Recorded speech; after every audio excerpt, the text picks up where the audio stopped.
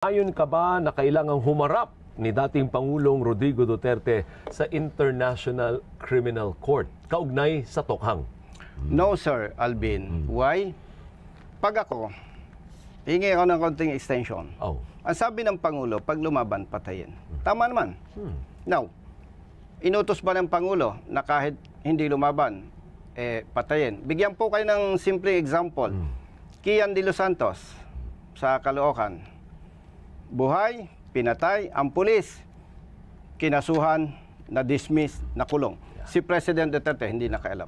Jimboy nang nabutas, pinatay ng mga pulis, kinasuhan, na-dismiss, nakulong ang mga pulis. Ibig sabihin, ako bilang pulis, katulad ng nabanggit ko po, hindi ako malapit sa Duterte. Walang ganung utos. So, anong dapat?